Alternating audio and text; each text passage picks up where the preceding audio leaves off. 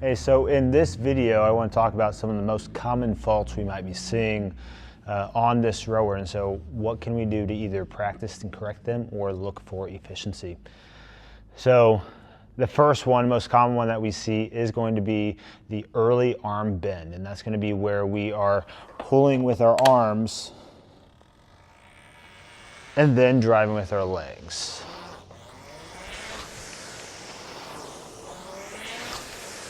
So we're putting a lot more emphasis on the upper body pull, biceps, and taking away from our legs.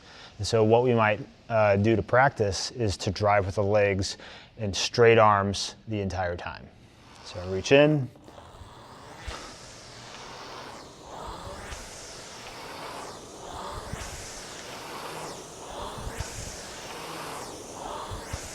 And then once I get comfortable with that movement, then as soon as I extend the legs, then I can pull with the arms.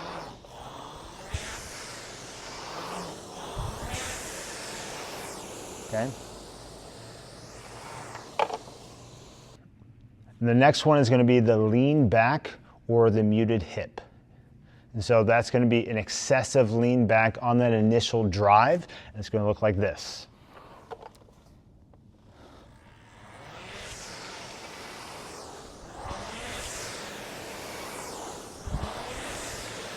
Okay, so what I'm seeing is I'm opening my hip before I'm driving with my legs. And what you might even notice is how close the seat then becomes or comes into my heels. And so then I'm losing even power from my legs, not being able to utilize my posterior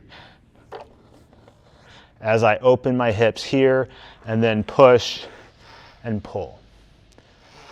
So how I'm going to fix that is, again, I could still try to keep that chest up, push with the legs, focusing on that initial drive, shoulders in front of my hips. So how that muted hip, I lean back, my shoulders become behind the bar, and then I push. We can practice keeping the shoulders in front of my hips before I finish that pull. Shoulders in front, and then open up and pull. The third fault I'll talk to you about today is going to be the improper return. So that's going to be the release on the way in is going to be inefficient and improperly timed.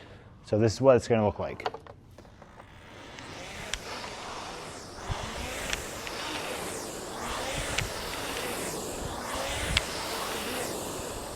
Okay, so if you saw what was happening, as I was coming in, I'm bending my knees and allowing my butt to start coming forward before I release my arms. And then now that chain path is no longer flat and straight. It's making that S curve around my knees.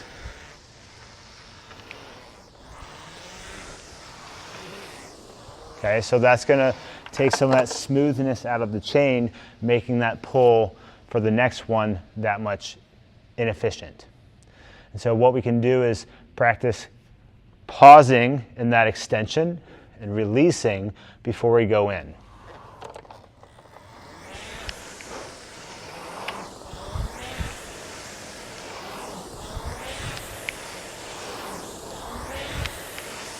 Okay, so notice on that release, I release, let that handle pass my knees, and then I close my hips, and then I can bring them in and get set for that next push. Here, release, close, pull it in. So a good way to think about this rowing is going to be a lot like any barbell movement. Cleaning, deadlift, or even the sumo deadlift high pull. That bar path we want to keep close and straight as much as possible. I'm driving with the legs, I open my hips, and then I finish with that pull.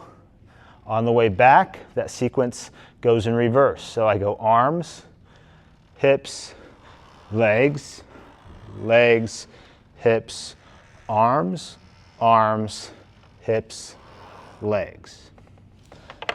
Okay?